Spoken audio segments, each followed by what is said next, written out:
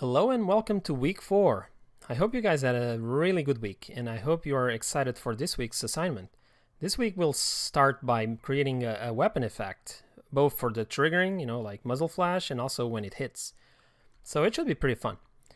We'll use a lot of the stuff we learned and covered in the previous weeks, and we're just gonna, move pretty fast this time.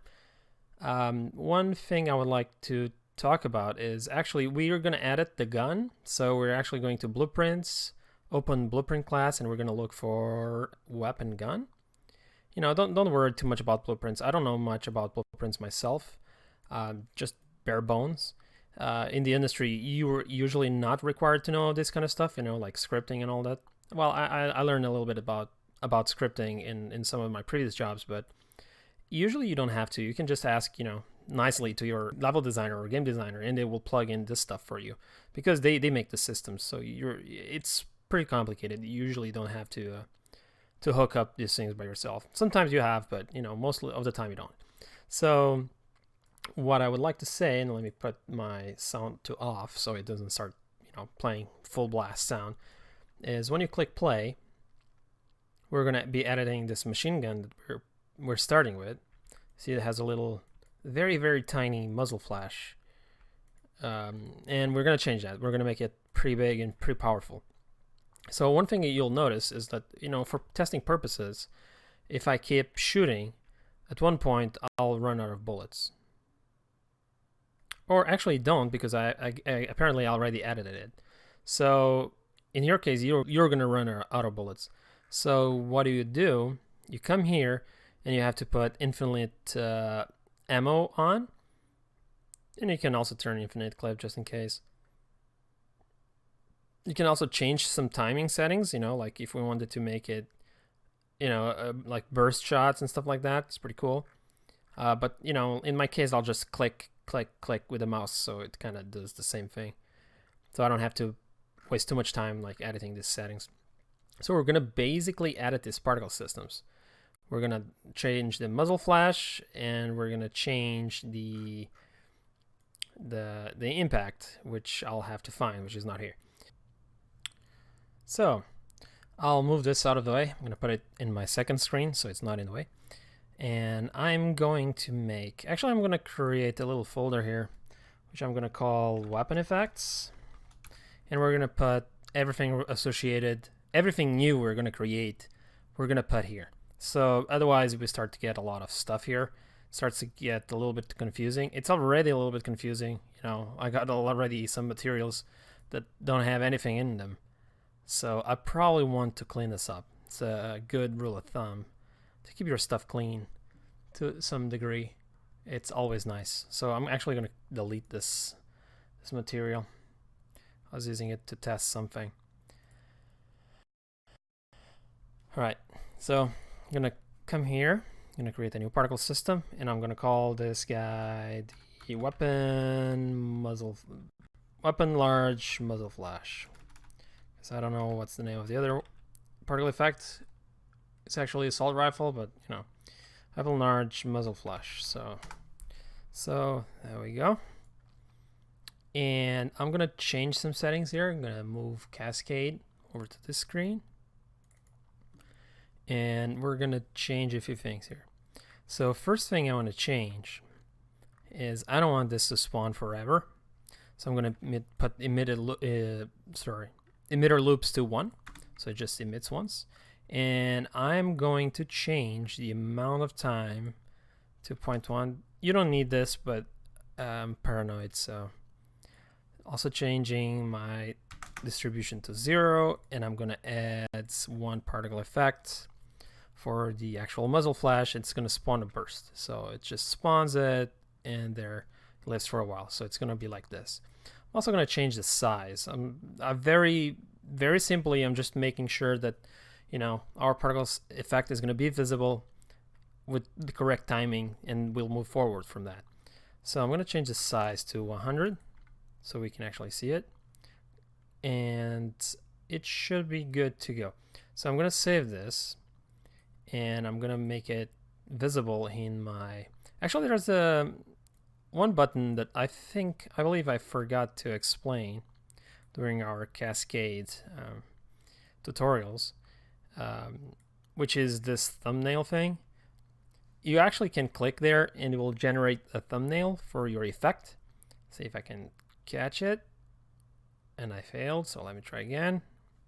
All right, so you see, whatever you have here at that moment, you can actually just take, it's like a screenshot and it becomes your icon.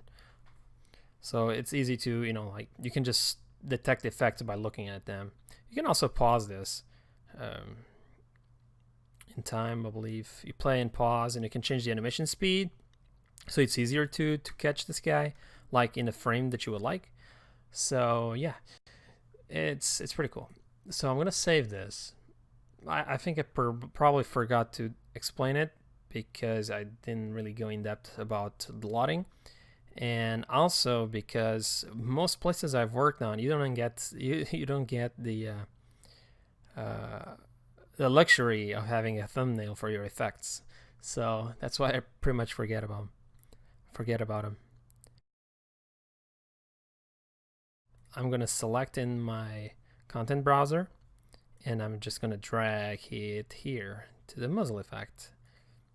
Hopefully when I compile this and save, again because I'm paranoid, when I play this, I'll make sure that my sound is off, we should see the actual, you see, there you go, that's our muzzle flash. It's working, so that's wonderful. See, if I click more than once, I get more than one, which is cool. There's a few funky things it's doing, you know, like staying in place and stuff like that, but we'll fix all that. So, all right, I can close this now, and I can just focus on my muzzle flash effect. All right, we got it working. Another thing I'm going to change is I'm actually going to change my effect to be local space. So if I'm moving around with a gun, it actually will move. It's something we'll probably have to play with, you know, because it might be weird if I do the muzzle flash and I move my gun and it whips around, but it might be good too. We have to experiment. So here we go. It's working, and I'm just gonna change, you know, like very slowly. I'm gonna, now that I see it working in place in the game, in context, I'm gonna start tweaking values to make timing better and size adjustments and stuff like that, and we'll start making the shader as well and all that good stuff. So I'm gonna change this to a float constant. You see, right now I'm not worried about randomness. I'm just going very bare bones, everything constant, everything very controllable. So I'm gonna put this to 0.1. It might be still too slow, so we'll see. No, actually it seems pretty good.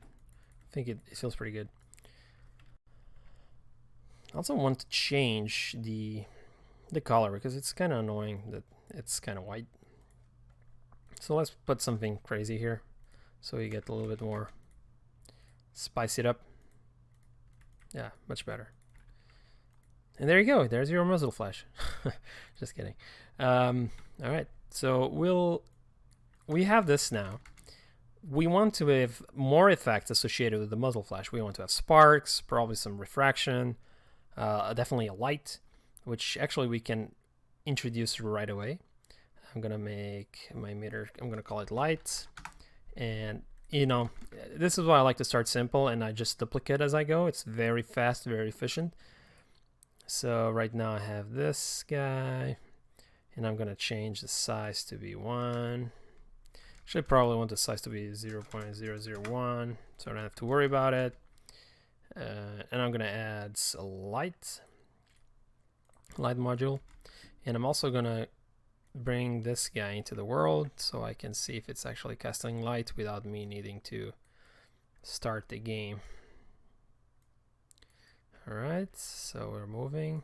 I'm gonna press G to disable it, and I'm gonna disable the muzzle flash. I'm actually gonna rename it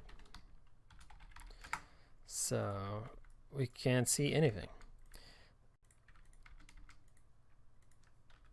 So okay, so now there's a little bit of reflection. My light settings are probably, see, you can see it there. Probably can make an invisible material to make sure it doesn't render, but sometimes that might be more expensive. I'll have to see. And let's see. So redness over life. I always forget which one is the one that I need to change. All right, there we go. So it's pretty bright. Okay, that seems pretty nice actually. I was kind of lucky with the value. It seems to work pretty fine. So one thing you can do instead of making it smaller, you can actually come here and just set this to light only, and it's only going to emit the light. That's a lot better than having to make an empty material. And here we go. Alright, so we have a light, we have this, the muzzle flash. I want to make some little sparks. I'm going to call them sparks. And I actually want to use one of the materials we did previous week. So I'm going to use the ember material, like so. I'm going to make sure this one's going to live longer. There it is. And I want it to be way smaller. So I'm going to actually start adding some variation. So I want one to be 1 and one to be 2. Let's see. Is this small? Probably. So 10 and 5. All right. And I'm also going to make sure they emit in velocity. Paranoia dictates that I will add the values all here. In all directions for now. But actually I want to make this more like a cone. So it's emitting in all directions. And I also want to make sure this goes like a lot more. So it kind of looks like fireworks right now. All right, so actually let me disable this. I want this to be, let's go very safe for now. So let's just emit this in one direction. And I'm also going to change this to emit for 1 second and actually emit, not just spawn a bunch of particles. Okay, cool. So right now I'm using Y, and I want to quickly check to see if that's the correct axis, which I could go to blueprints and look for it, but you know. So right now it's going to the right, so which is weird because Y usually is either up or forward. Okay, it looks like now it's going in the correct direction, and I'm just going to emphasize that even more. I'm going to put 1,000, and for insanity I'm going to put this to 900, and I'm going to make sure that my total particles, I don't have a total particle count because I don't care at the moment. It's doing what I would expect. I'm going to change this back to something a bit more reasonable. So this back to 0. I'm also going to change my duration to 0.2 just to make sure that there's stuff that lives longer in case I have to. And 60 particles, initial velocity. So I want them in X. I want 1,000. I want 600. This was going to the side, so on 300 and minus 300. So let's see. Yeah, actually, yeah, it seems like it's in X, which is super unusual. So it's kind of more like a cone shape, which is pretty cool. It actually looks more like a, you know, a shotgun. I'm also going to change the lifetime to be a bit less. So you just get like a little spit, and the initial velocity, I don't want it to be so large. That's why we're getting like this muzzle, this shotgun look and feel. So it's gonna be very quick burst, like just some sparks going forward.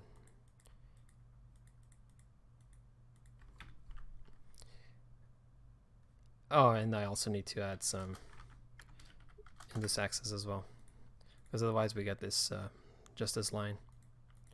Okay, looks like it's doing its thing. I'm gonna change my lifetime to be random 0.2 and 0.08 so we can see how it looks. They're probably a bit too big, but hopefully if I change this to velocity and I add my, let's forget the name, size by speed, hopefully it's gonna do its thing. She's not doing it. See, this is very much like me. Always cranking up values to see what something changes. And I can't see anything. And I wonder why. Oh, here we go. Probably because of that. Alright. Because I only had in one axis, and it works when it's a billboard, but as soon as I put stretching, I need to specify the Y as well. The Z is not necessary, but definitely the Y. Alright, that's pretty intense. It's also stretching backwards, which is something I really don't want. But let's just see how it looks. It's kind of hard to tell.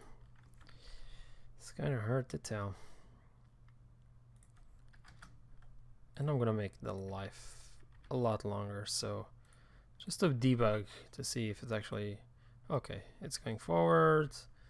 Doing some funky business there as it slows down. So I'm going to put this back to 0.5 and 0.1. Okay. I'm going to change the size, and I want it to be stretchy on the Y. Actually,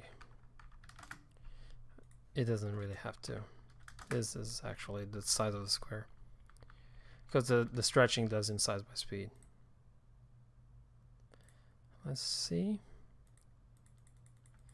Still looking very weird. So I changed a few things here. I've changed a little bit of the size and also the lifetime, and it seems to be working a lot better now.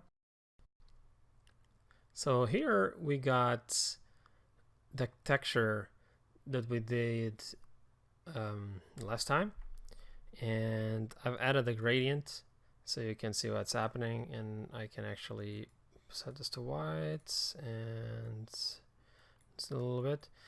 You see, we can actually recycle this and use the same texture as a muzzle flash, and it will work quite well. It's all about recycling. Sure, you recycle your textures. Alright, so we got ourselves the muzzle flash texture. It's pretty fast. So I'm going to save this as my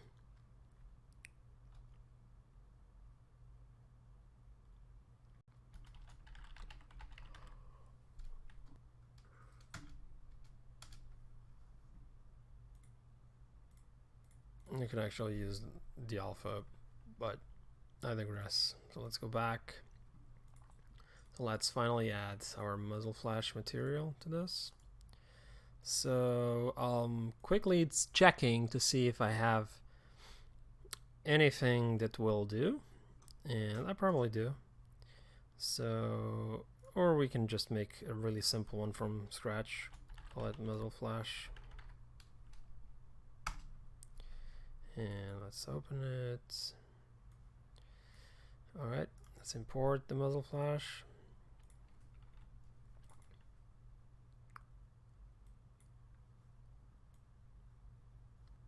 Oh, actually, sorry. In Unreal, you have to have unique names for everything, so I'm going to set muzzle flash material, and I'm going to import the actual muzzle flash. And there it is. And I'm going to open the muzzle flash material. I'm going to drag it. I'm going to set this to be an additive material. And let's see, two-sided, unlit, I'm just going to plug this into the emissive. And we can also, actually, sorry, I'm going to add a particle color. Even though we have color already, I just want to make sure I can crank up the values if I want to. We have a particle color, and I am going to also set my alpha here. All right. Even though it's so fast, usually you don't need to go too crazy with that. So I'm going to add it here. And there it is. There's our muzzle flash. I can also make sure scale it by life. So I want it to be pretty big. So maybe we can go even faster than this. Like this. And I'm also going to crank up the, let's see, okay, here we go. Also, I don't want the alpha to be being taken place here, so I'm going to disable the alpha, set it to 1, just for the time being. That's cool. And I also only want one vector constant. I'm going to set it to white, crank up to 100. It's too much. Just one. One is too little. I'm getting some weird color stuff here.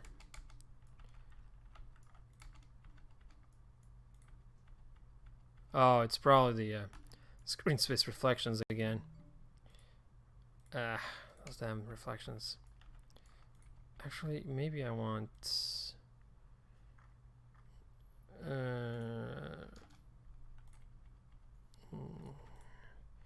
just probably want this a little bit longer, maybe. Nah. Okay, that feels pretty good. Just make sure that it actually works as intended. Whoa, it's pretty big.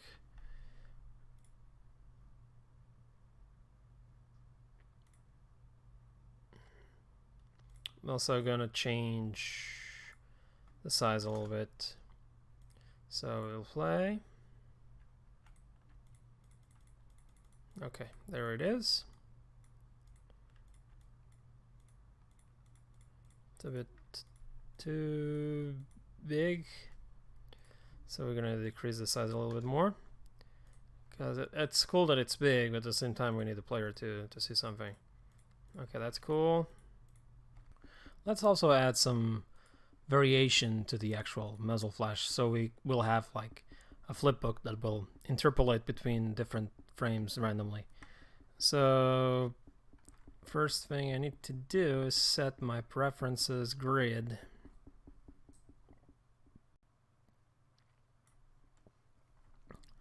to 512,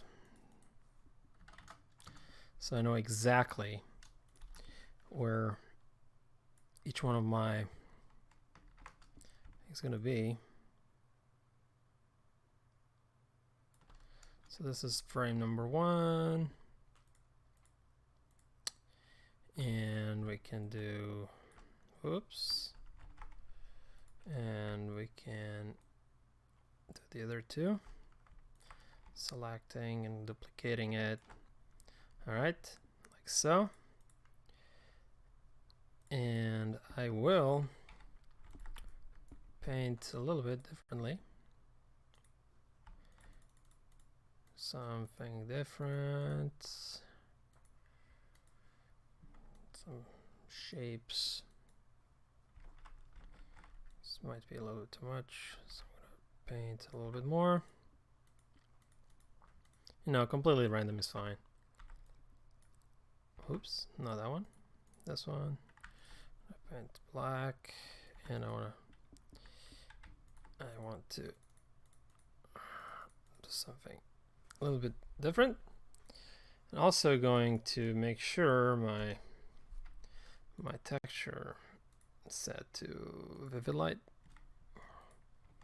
and I'm going to each one of them make sure they get nice detail.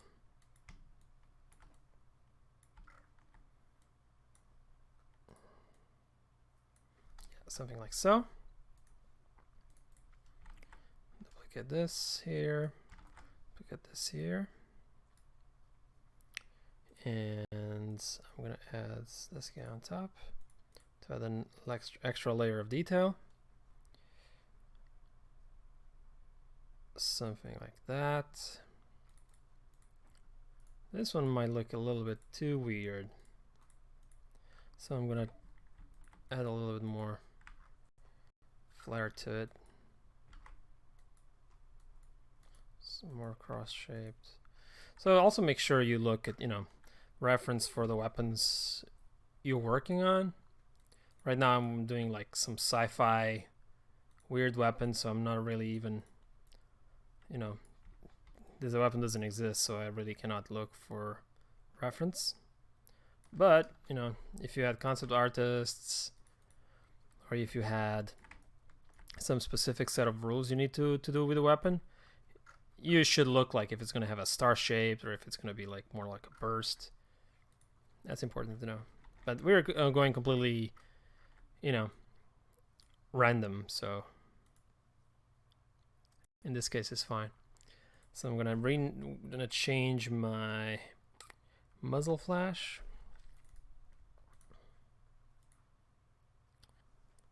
I'm going back to Unreal, and I'm gonna change my muzzle flash to be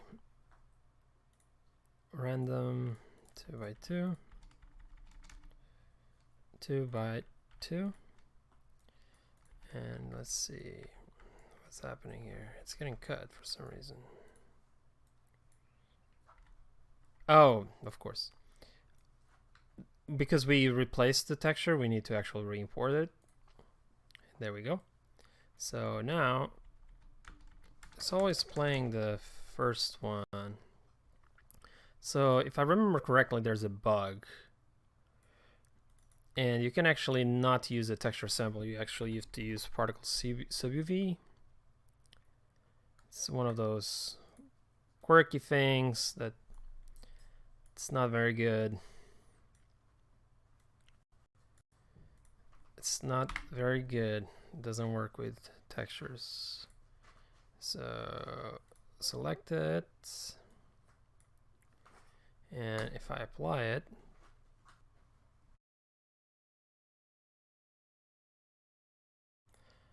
my sub-UV index, and set this to 0. Alright, there we go. Alright, so in this lesson we're going to model the shell for our muzzle flashes. So every time we fire, we're going to have this 3D shell that's going to be eject. I'm going to make a 3D mesh out of it. So let me start with a cylinder. Let's model something looks kind of cool, sci-fi-ish. Also, I want to kind of go high-res with it because it's something that's not going to be visible for a very long time or in a big quantity, because I don't want this to be shooting like a machine gun. I want this to shooting like, sporadically, so long reload time. So actually, one thing to consider is that usually first-person shooters, their weapons are really high resolution, like the model and the textures. So it shouldn't be too much of an issue if we model something a bit that would be a little bit too crazy, and actually put it in game. Or of course we can model high res and then make a low res out of this. So let's start modeling something that looks cool. So I'm gonna start with some bevels.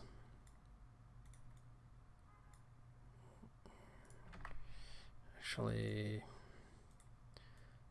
like this. Some insets. Setting the mesh.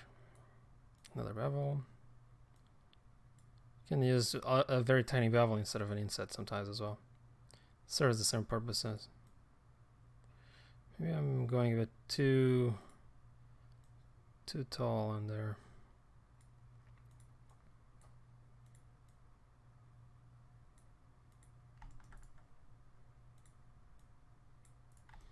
Alright, I'm gonna add the turbo smooth just to see how the high res can look.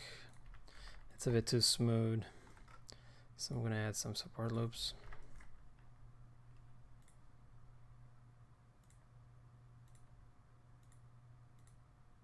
Like I said, it's gonna be pretty high resolution. I'm not worried about the polygon count at this moment.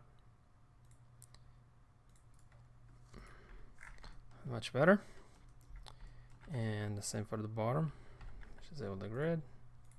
Just using standard Max modeling tools. And one here. Okay, looks cool. It's pretty neat.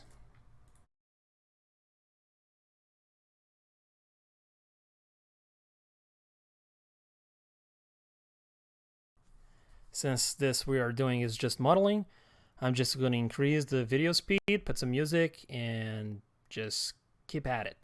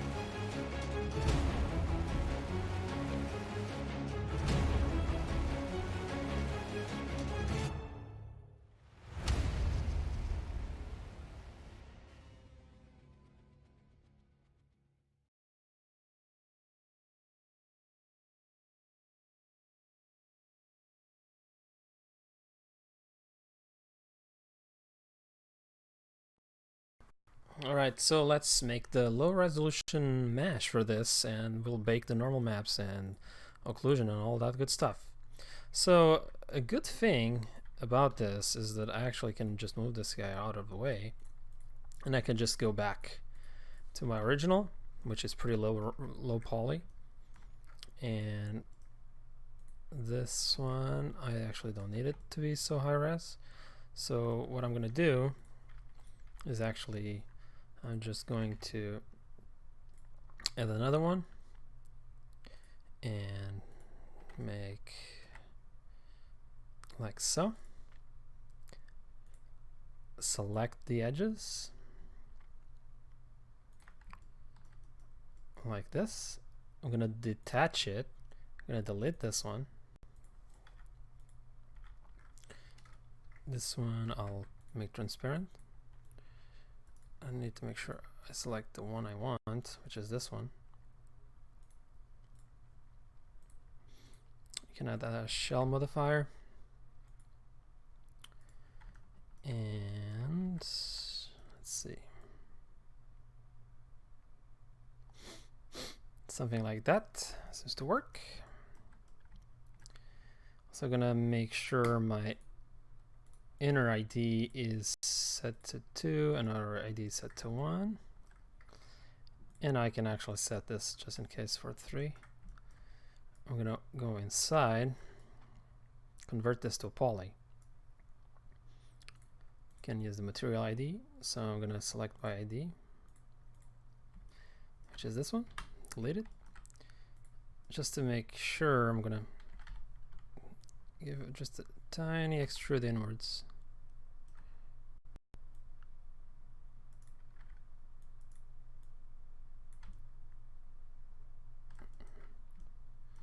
And same with this one.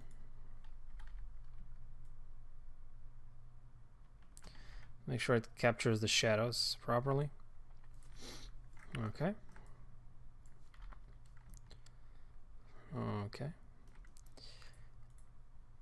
And I don't need this one anymore. So, oh, and also that one. Actually, this one probably, yeah. I mean, I think that one is gonna read pretty well from the normal map. So I don't think we need to worry about it that much.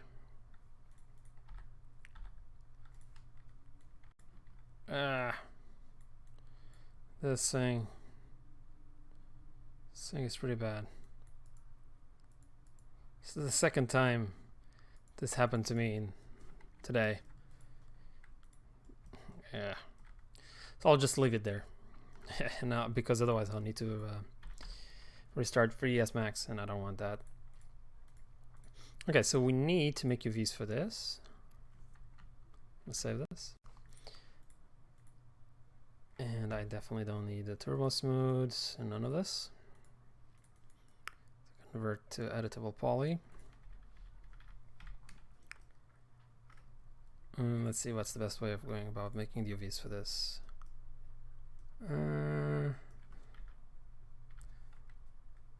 Yeah, I mean, I can try using one of the package, one of Max's. Damn it. You can use one of Max's built-in. Some weird bug going on here. Not sure what's going on.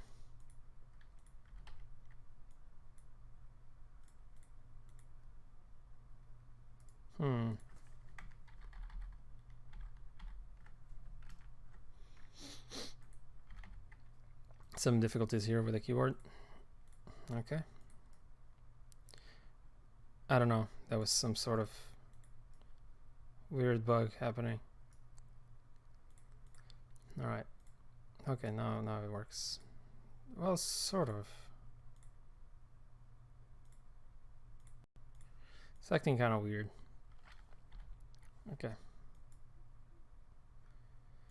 Alright, so this is all RUVs.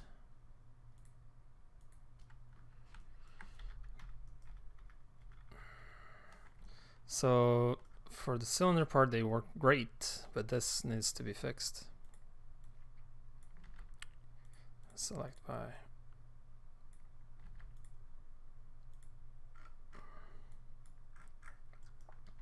This one needs to be fixed. And the bottom one. Yeah, something really weird going on here.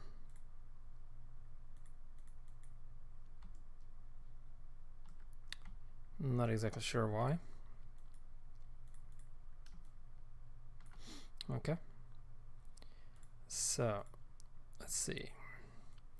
To confess, I don't know very well all the new tools, but I've seen that there's some tools that are pretty cool. So I'm gonna just test out a few. Nah.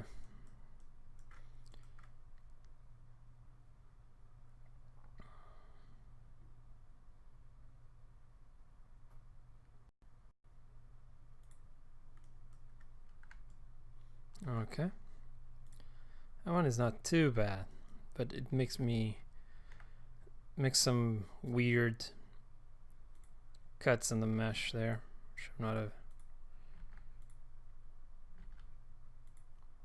Alright, this is perfect.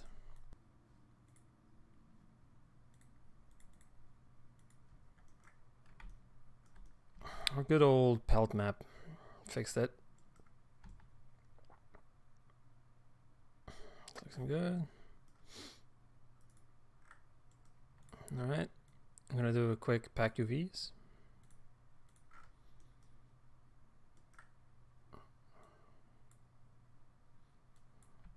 Seems a little bit. Seems like it's taking a little bit too much space. This one.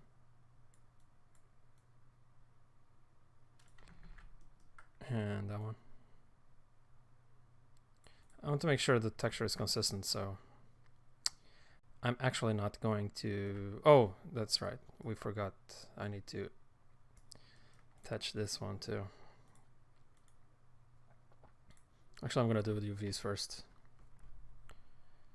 And let's see. Let's see. The UVs are not too bad. So I might just keep these ones. Yeah, I think they work quite well. Especially because this is so small.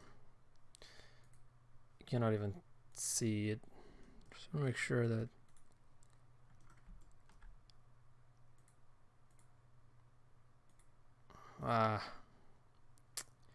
yeah, I'm not sure what's going on.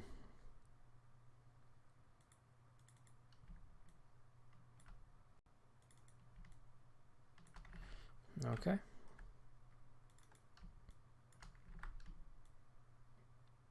Make sure there's some texture space there. Because I want to make sure the occlusion will work.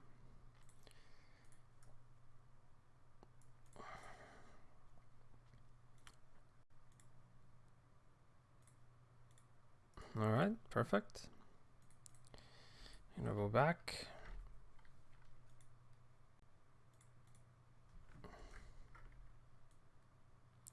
Try to do another packing.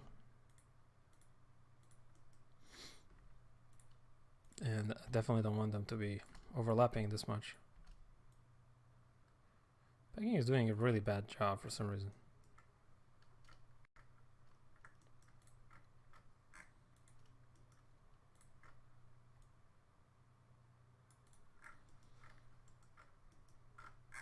Yeah. I want to make sure the compression of the texture, and when I rescale it, isn't gonna give me bleeding. Okay, that seems to work. That looks good. That's good. All right. I'm gonna convert this again. Select. Let's see how it looks. Looks good. And another thing I should do, set my pivots to be in the middle. For this one, let's save. I'm gonna convert this. Attach that.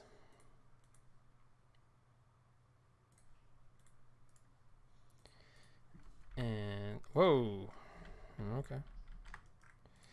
There's something you didn't like. Oh, it's because of the ISO line.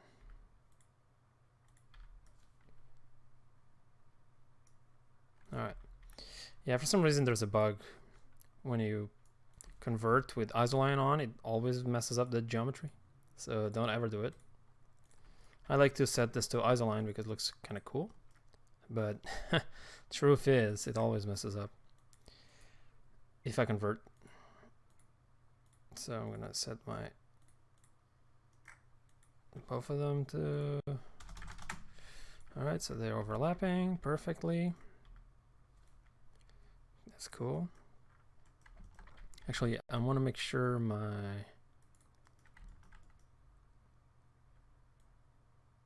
high res is a little bit bigger.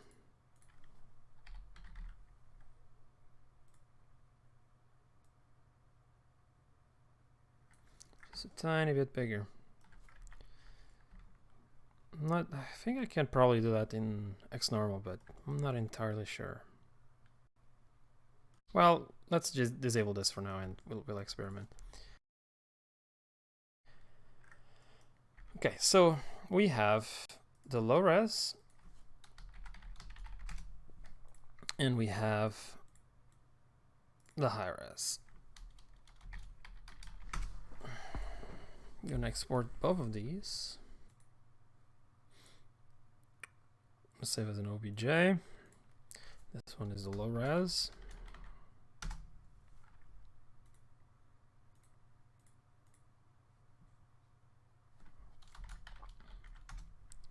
It's cool. This takes longer because it's really heavy. Let's go to XNormal. So for you who don't know, XNormal is a free software that bakes a lot of things, some really cool things, especially for ambient occlusion. There's other solutions faster nowadays, like Substance Painter and stuff like that, but this one is free. Pick the high res mesh. I'm gonna get the low res mesh, like so. And then I have baking options. I want to bake, for now, I just want to bake the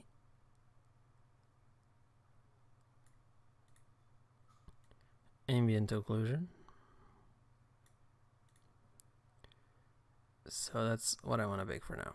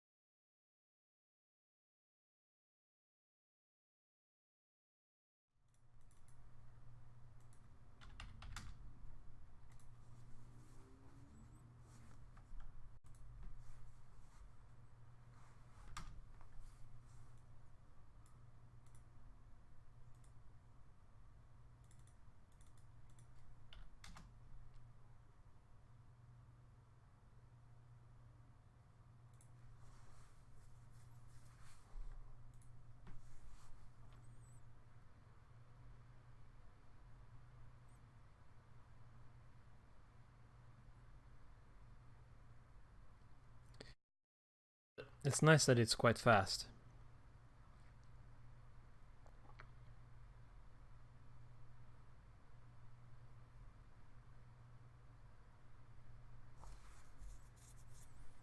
All right.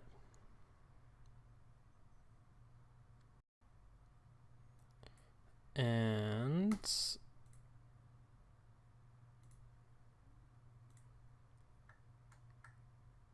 I want the normal map.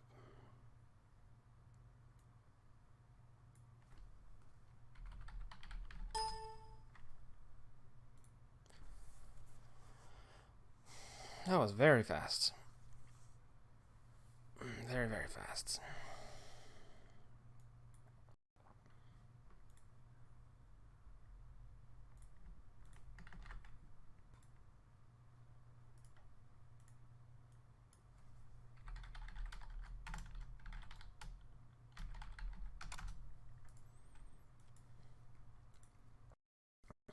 So back in Unreal, I've went ahead and imported the mesh and the textures, so we can see it there. I think it's actually upside down. Whoops. And let's add the materials. See how this looks.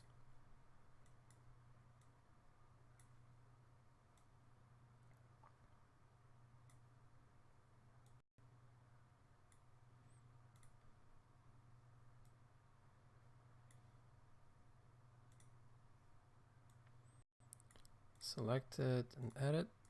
There we go. It's looking pretty decent for the most part.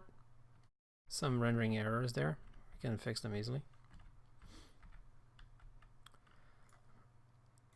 So what I want to do is actually, we're also going to work on a texture for this, but bear with me.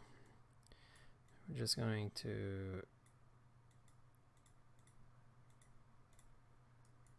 I had this preview thing.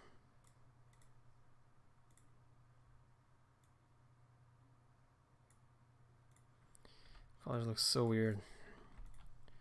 Anyways. So let's add that. Normal map. Let's add some constants for the metallic. Roughness, I want this object to be almost not rough at all.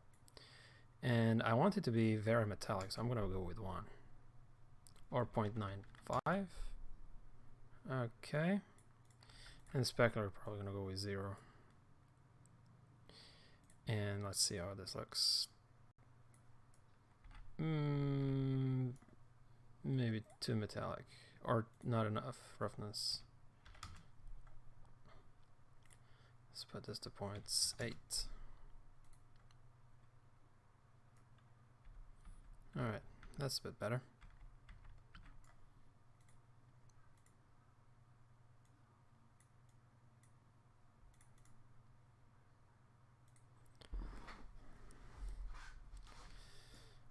And I can crank up the metallicness again.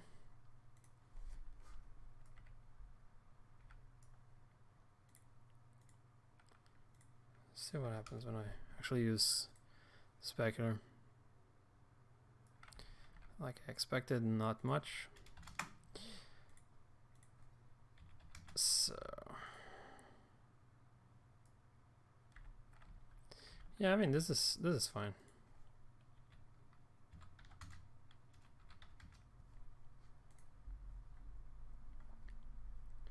Oh, actually, so that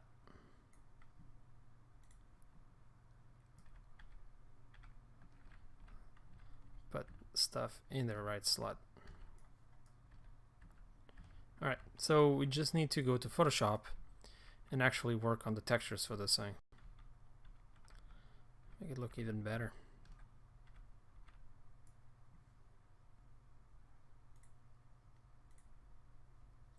Actually, before I forget, I noticed that one of my normal map channels was inverted. I'm not sure why. XNormal didn't render it properly, but my green channel was flipped. So I came to Photoshop, I grabbed the green channel and I quickly inverted it. And now in Unreal, it does actually read properly. So now it looks way better than it did. just to make sure I didn't forget to say this. All right, so let's quickly set up this to be used in our particle system, and then we're gonna go back and finishing the texturing. I will make a new particle system. Let's change the type data to mesh particles. And I want to use mesh data. I want to use this static mesh. So I'm going to select it there, and I'm gonna use the asset. So we should see it. Let me grab this. And right now it's too big. So what I can do, I can change the size here.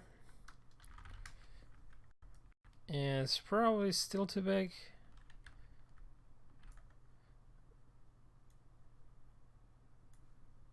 So where's our dude? Our reference dude. There we go. Can use him as a size reference again. Or if we had the weapon, we could use the weapon. So let me grab this again. Right now it's definitely too big. So I'm gonna come here and change my size.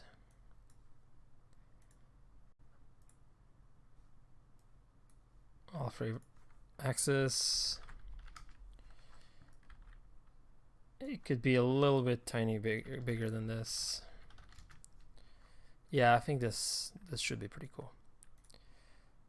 Also gonna change it. No velocity. I want velocity. I want to go in all axis. Probably more than this, honestly. Seems like it's kind of floating. So I'm gonna add the acceleration just to make sure we feel the gravity. Sorry, the constant acceleration. So I think minus. This might be a little bit too heavy, so let's put something like 100. All right, and let's change the initial velocity. So I actually want this to go. Actually, let me just quickly double check which side is our weapon. So our weapon is on the right side, and I want, it's kind of interesting, I want this to shoot to the right side as well, so it doesn't it doesn't go into the screen. So let me just quickly double check which direction the actual effect is going. So it's going on X, and I want this to be jumping on Y. So I'm going to concentrate most of the velocity on Y.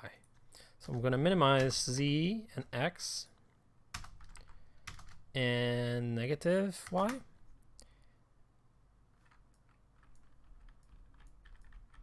And also disable the constant acceleration. So it's flowing in the right direction. But I want to be a lot more. All right. And I also want to have only one particle, so you can see better. Burst scale. And I want one burst of 1. All right, there you go. Super slow. So I want to make sure this is like 300, maybe more even, 900. It seems very slow. Okay, there we go. Sometimes it's, oh, sorry. Yeah, because I have a minimum. All right, so now it's probably too much actually. So let's change it again. Around 50 and 300. Okay, let's try it with the acceleration again. And I also want it to go up a little bit. So I'm gonna put 150 and 50. Probably more. 300. Okay. And now we probably need to adjust the gravity. So it feels, since we were shooting it with so much velocity, Probably don't need to shoot so much to the side. And 100. It's going up a lot now.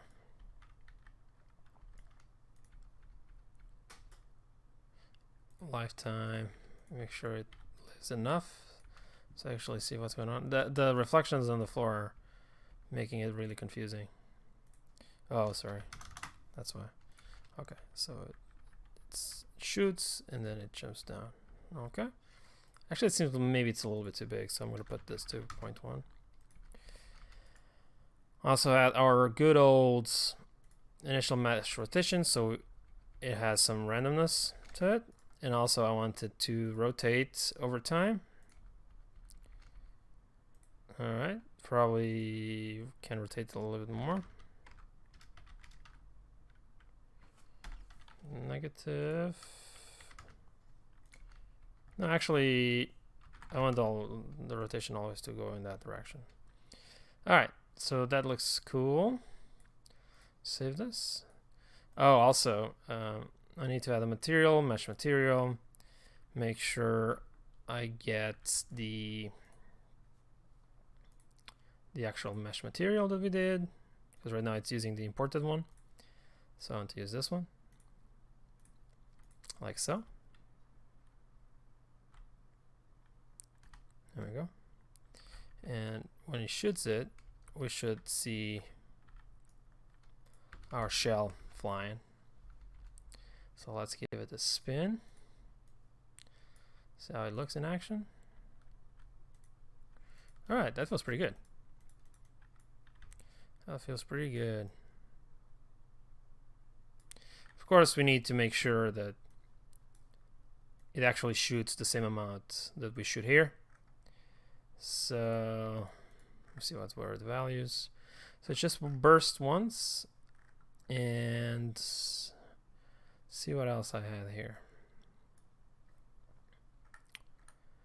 Emitter rotation 0.1. 0.1. And okay. Let's see.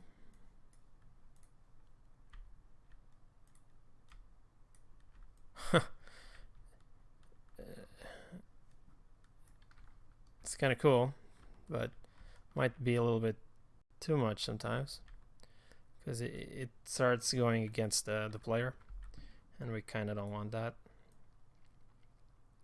So we need to kind of fix that. So I can't really put local space. If I use local space, then as I move, the particles will move with me, and that's going to be just so weird.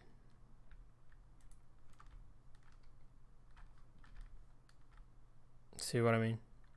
Well, actually, I guess you don't notice it. But if this was oh, you can notice if I start jumping. If it was a third-person camera, you would see the particles moving with me, and that would be really strange. Yep. So we could do several ways of fixing this. Like if the character had a capsule around him and it was big enough and we would have collisions, they would bounce off the collision, so they would not get into me. Or we could use some fancy complicated shader that would kind of dissipate as it moves closer to me, which might be an option, but not ideal. I think the best one would actually make sure this still feels correct, but in a way that it feels correct and the player won't notice that we're doing some tricks to make sure it doesn't look weird. So I would recommend actually checking the speed, you know, because we're moving forward and we're going against it sometimes. What we could do is actually we can shoot it forward a little bit, so we never have the option of actually going against it, you know. So let's try that. Let me just make sure this is all right. So actually I'm gonna put 300. So this is going a little bit forward. So in theory, we'll never really have the choice of or the chance of getting caught in the bullets. See, because they're moving forward. See, now when I'm shooting, I actually cannot touch them. You know, it doesn't feel weird anymore. And it's still correct. So by changing a little bit the mechanics of it, we are actually able to have a physically accurate effect that we don't need to spend time doing some cheats to make it work. And yeah, and it looks better. So actually I think I'm gonna decrease a little bit the speed because I think it's a little too much. But overall, that's pretty nice. We can try adding some collisions to the floor, because I think that would be pretty cool to see them bounce. Keep in mind that GPU particles have a really robust system of particle collisions, but in Unreal, the particle meshes can be a bit finicky. So we can try adding it, but you know, even when I was working on Uncharted, you know, or The Last of Us, the particle collisions are really finicky. You get a lot of issues. There's a lot of interpenetration, a lot of floating particles. You need to really talk to the programmers and try to come up with solutions for this, because usually games are really bad at this. Because you need to calculate so many things in real time, you don't have time to make like correct physics unless you use Havoc or something like that. But for particles, since they're instanced, it gets really complicated to do that.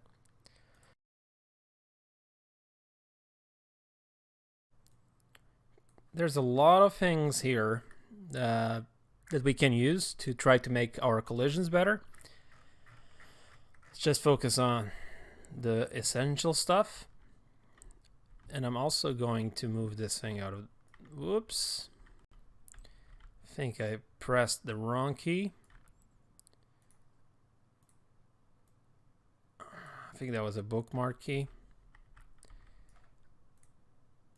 I'll grab the bullets,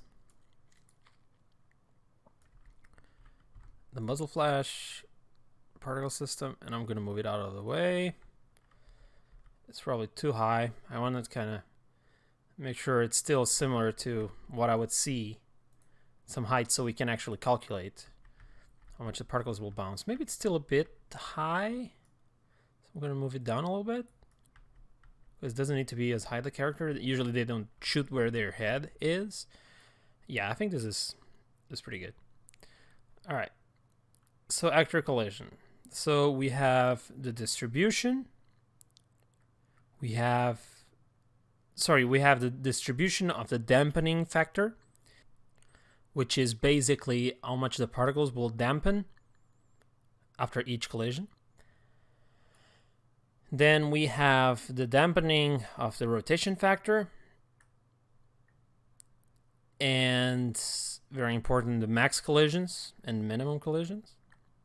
What happens after the particles collide? We will definitely not want this to kill, unless for performance optimization. But you know, for this thing, we definitely don't care much about that.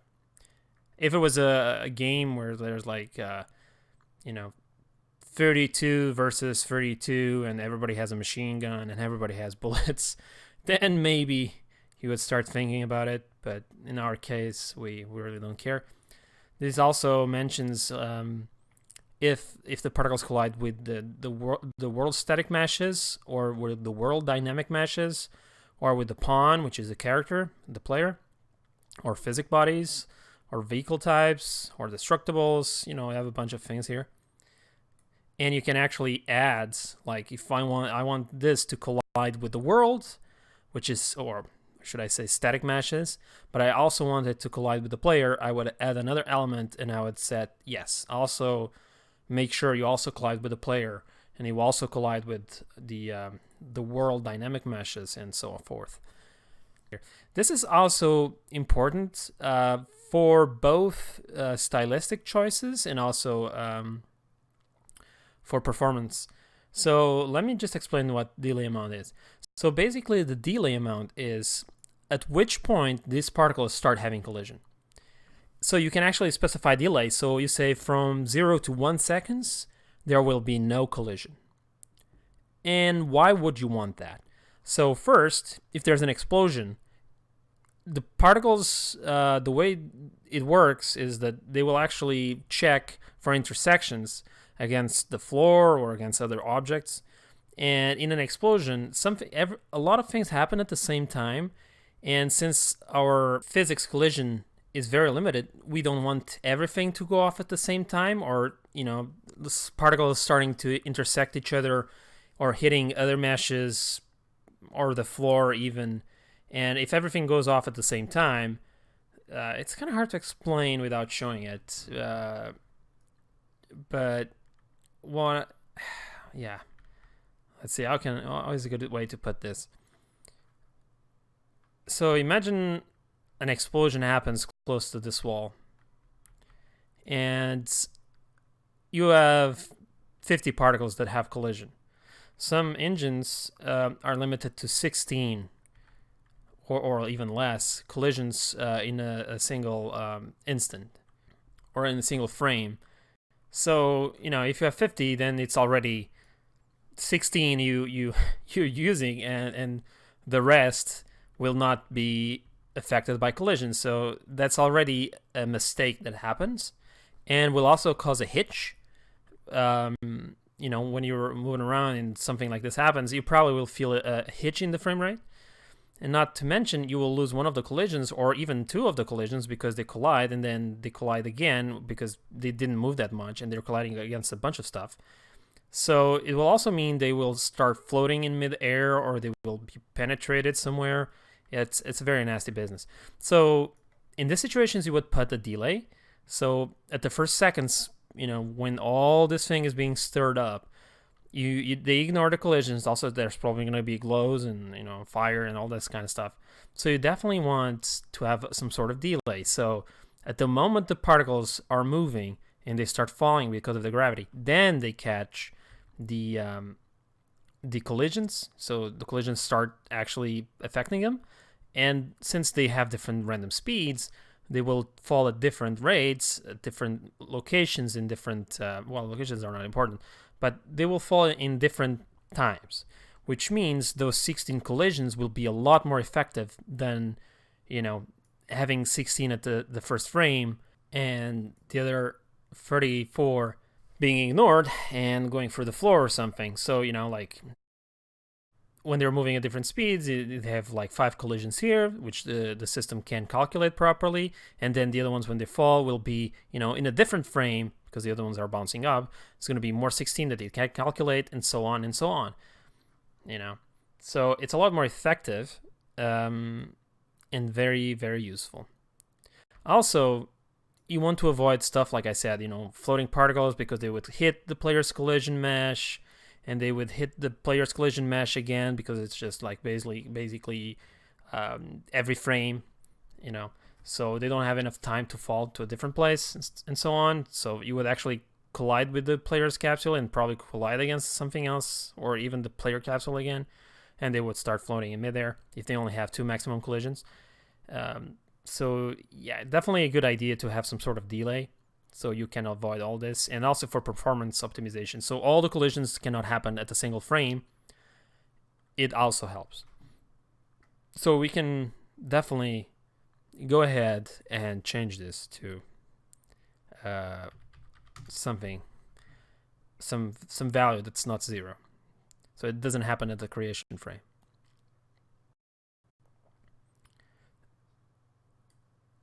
All right, so let's get back to our machine gun, which is firing insane amount of bullets. Again, for our purposes, this probably doesn't mean much because we only have one at a time, or a few of them if we actually would use this as a machine gun. But it's also nice to actually have the delay there just in case. All right. I'm gonna dampen them a little bit. Oh yes, I need to set the, that's another thing that's kind of weird in the way this is laid out. because I would expect that the necessary things to make this thing work would actually be at the top, but they're actually down here, which is the max collisions. And actually we have max collisions, which is interesting. So I'm going to set this to 1 and 2 and 3, I should say, and I want this to freeze movement. And they're still not working. Also, I just noticed I had my local space still enabled, and that was causing a lot of issues. So make sure you disable that. And another thing I can tell you is this is way too big of a delay, so we definitely want to turn that off, because the particles were still going through the floor. Alright, so now they're jumping around like crazy. Also want to make sure, I was debugging this, so I set this a bit crazy value, so let's put this to 3 and 5. And I want the dampening to be a lot stronger than this. And that feels pretty good. I'll put a maximum of 0.6. Yep, that feels pretty alright. And once they stop jumping around, they fall and they die. You know, I also I'm not a big fan of making them die like this. There's also an option somewhere. Yeah, collide only if visible, which is good. So if they're not in the camera, they're not, or the camera frostrum, they will not be colliding with anything, which is fine. And for optimization purposes, I still want some delay amount, so I'm going to put 0.5 just to be on the safe side. And I think overall that feels pretty good. I just don't like the fact that they just disappear like that. So I'm gonna add size by life, and I want to make sure I'm gonna delete this, and I'm gonna add a curve, and I want the 0 to be 1,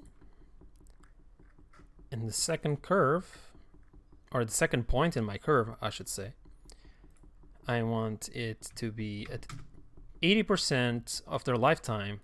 I want them to still be 1, and at 100%, I want it to be 0.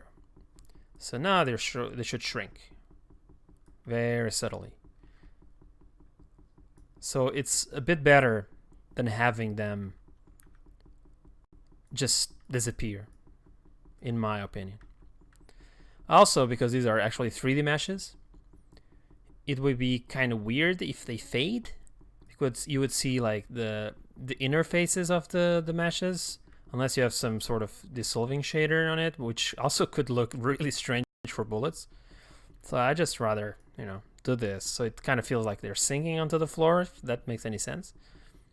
So that's a little bit more elegant solution.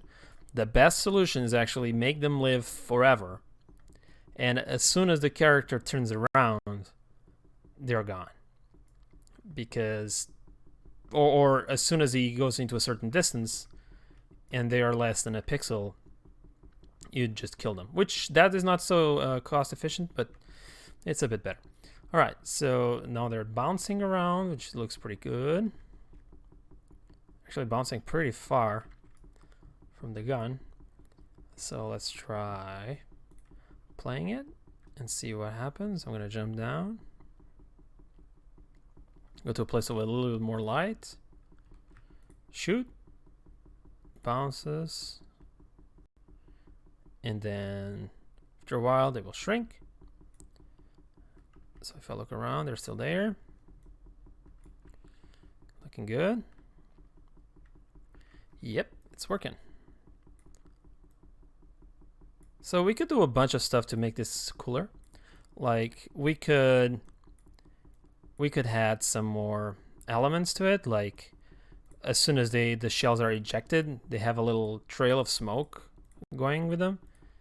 But I think this is fine.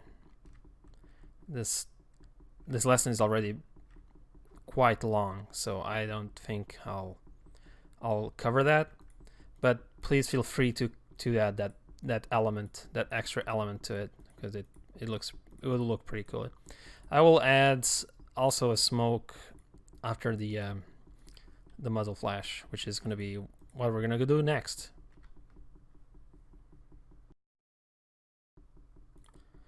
All right, so let's add the smoke, which I think will be the last element I'm going to add for this exercise.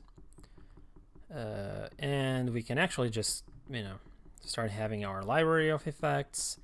We can just come here to our trusty, beautiful fire barrel, and we can actually grab the smoke we did, and maybe even the refraction. We can try also adding the refraction, and maybe even the embers. Who knows? So the way I'm going to do it, I'm going to select with find in content browser, find our weapon effect. I'm going to go back to the barrel, and I'm going to say I want to export my smoke, I want to export my embers, and I want to export my refraction. And now, when I come back, you'll see that there's a lot of smoke and a lot of embers being emitted. Just want to make sure that emitter duration is 0.1, and this is the local space. There's no delays. And is it a burst? I keep forgetting. Yes, it's a burst. All right. So they should be here. You can definitely move them to the left or the right by using the left and right keys. Don't forget this order, not just for organization purposes, is important, but also for the rendering order, the sorting order of the effects. So our smoke, I want this to be 0.2. I could do 0.1, but I'm afraid we might not have enough smoke. So definitely don't want this on. And I want to burst 1 particle or 2 particles. The refraction and the embers we're going to turn off for now, because I want to focus just on the smoke. All right, so we got a little bit of smoke, and I definitely want the smoke to be very fast, something like that. Probably going to turn G because it's going to be a bit annoying. It's probably a bit too intense, so I'm going to first change this to a more whitish color, and I want the alpha to be a little bit less aggressive. So 0.1, 1, and this one 0. Okay, that's a bit better. And I also feel like the speed's a bit too crazy, so I'm gonna add a little bit more drag so I don't have to change their values. Okay. And since it's living so short, I'm gonna even decrease it less, so it's less. It's more faint. That's pretty cool. I think it might be a little bit expensive, but we can try see how it works. Also, we might change this to local space. I don't know. We'll have to figure it out if it feels good or not. I can't actually even see it, so. Well, I see it now. It's definitely there. It's a little bit too much, I would say. I think it's a bit too much. So what I'm going to do is actually, I'm going to add another color over life, or initial color actually. Disable this one. And I want to put something ridiculous like blue.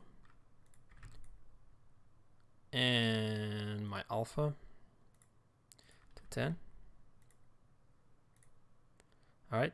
So now we can definitely see where the smoke is happening. And as I can see immediately, it's way too big. So I'm going to change the size.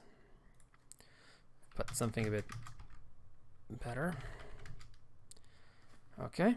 Also going up too much, so I'm going to disable constant acceleration. Also move the emitter down a little bit. Okay. Let's also move in the front of the effect. So I believe it's X. for this particular effect. Yep. All right. Probably even less lifetime. Okay. And change this from cylinder to nothing. Probably gonna make this even smaller. But I don't actually want so much variation in the size because I want to make sure there's a good coverage.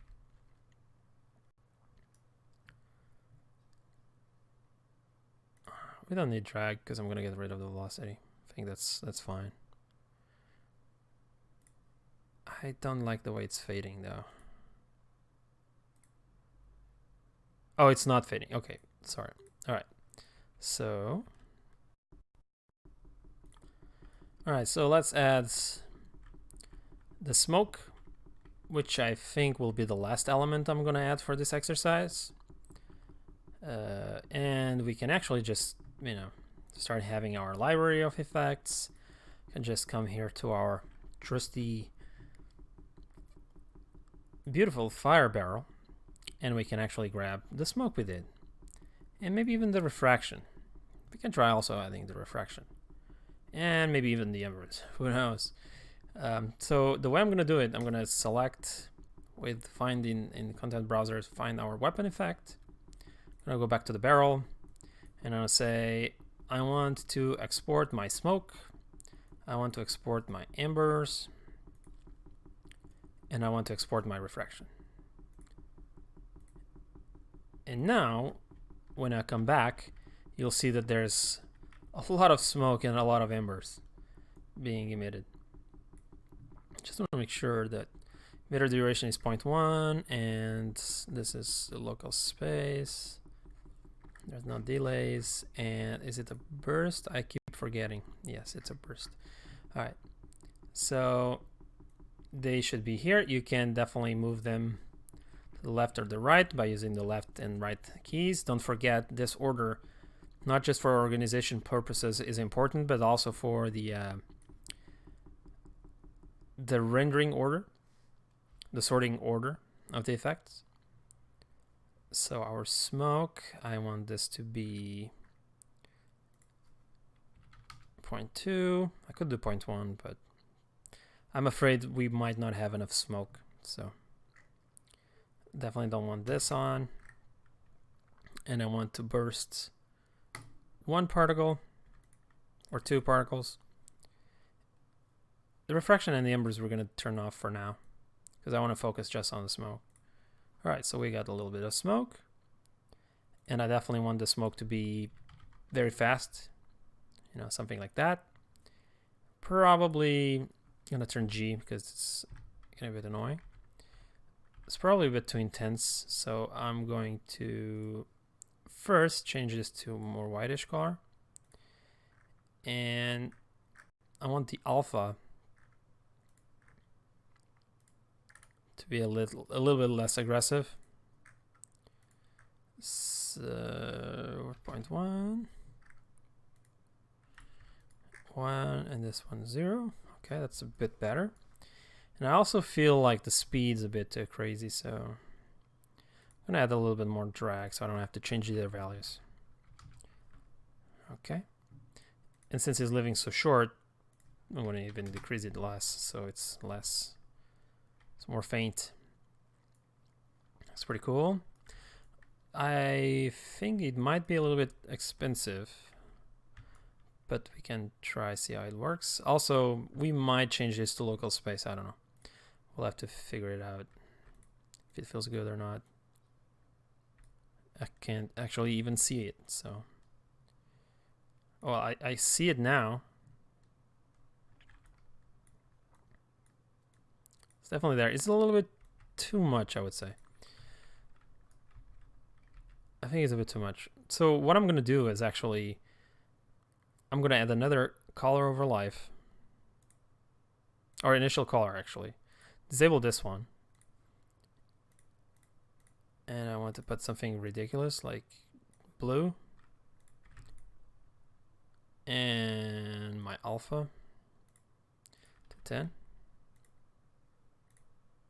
All right. So now we can definitely see where the smoke is happening. And as I can see immediately, it's way too big. So I'm going to change the size. Put something a bit better. Okay.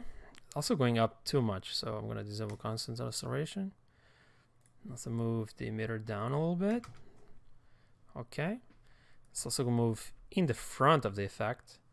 So I believe it's X for this particular effect. Yep. All right. Probably even less lifetime. Okay. And change this from cylinder to nothing. Probably gonna make this even smaller. But I don't actually want so much variation in the size because I want to make sure there's a good coverage.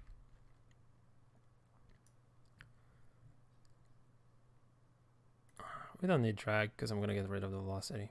I think that's fine. I don't like the way it's fading though. Oh, it's not fading. Okay, sorry. All right. So if I isolate the smoke, it's very, very faint. So I need to probably give it a little bit more.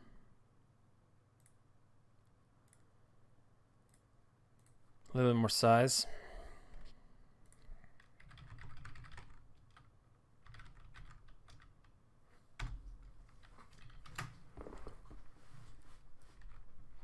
A little bit more size. Change this back. And I guess I also need to increase a little bit the opacity.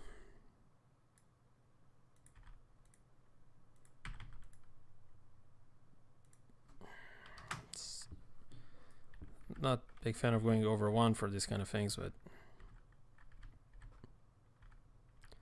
if it gets the good job done, it looks good, then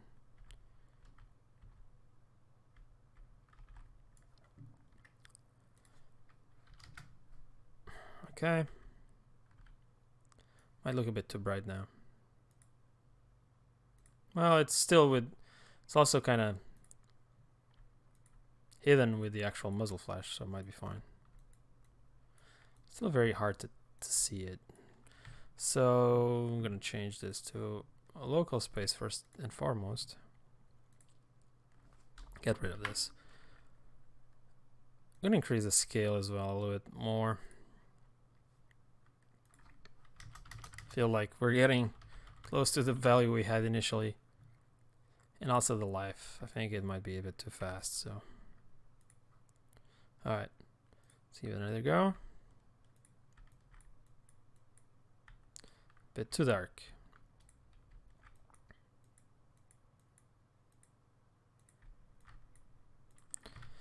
And I want to make the smoke have constant acceleration again, but maybe 45 and not 160 or whatever I had there.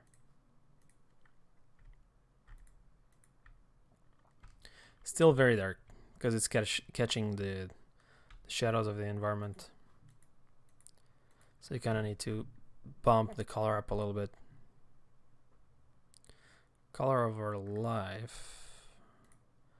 We don't need to have this for now, so I'm gonna put 2. Whoa, that's probably too much.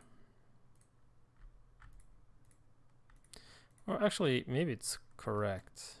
It's just that place is very bright.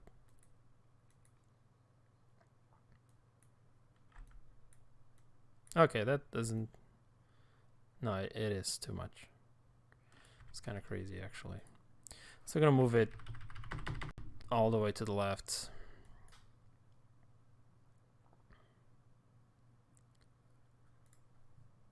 Change this to 0.6.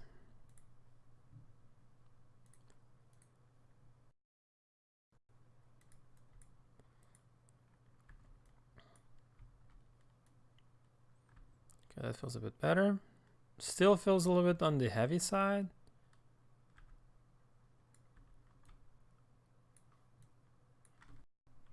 And also the fact that is scaling up. I'm going to change that. I'm going to change also this to back to 0.75. As you see, there's a lot of tweaking to make these effects feel more believable or better.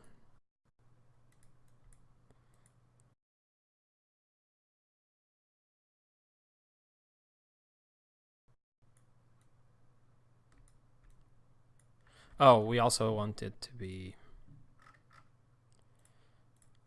We can actually copy the values from the smoke. So it's 27. So it's also rendering in front of the muzzle flash. Might be a little bit too distracting. Not sure how much I like it, honestly. Yeah, I think it doesn't add much for the cost. So I'm gonna try giving it one last chance. Sending this to 0.1. See if that helps. It's a very subtle effect and it was causing some weirdness there. Okay, I think that's a bit better. It's a lot more subtle and it kind of works. Cool. I could add the embers too. You know, I wanted them to maybe fizzle out after a little bit, but this tutorial is being very long, so just gonna move forwards, and you know, feel free to add this and add it fizzle out a little bit. You guys already know enough to make that happen, so it could be, you know, homework. All right.